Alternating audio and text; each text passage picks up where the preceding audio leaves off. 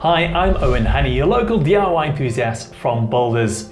Is your shower rose head spraying in every other direction and not providing you with a consistent pressure?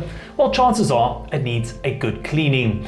Often the tiny holes in the shower rose head get blocked up with mineral deposits, and for an even flow, you need to get rid of those mineral deposits. Here's how you do it. Fill a plastic bag partway with white spirit vinegar. Be careful not to overfill the bag, as it could overflow when you submerge the shower head. Place the bag over the shower head until the entire fixture is immersed in the vinegar. Fasten the bag with a band wrapped around the neck of the shower head, ensuring that the bag won't slip once you let it go. Let the shower head soak for several hours. For a especially dirty fixture, leave it overnight.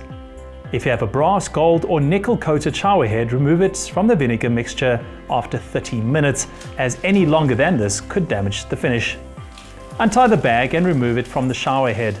Tip the bag and let the vinegar run down the shower drain. Run hot water for a minute to flush out any mineral deposits stuck inside the shower head.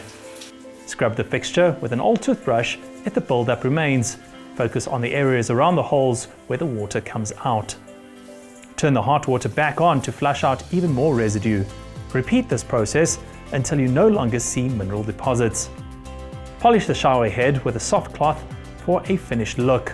Buff and dry to remove any water spots and help the shower head look like new.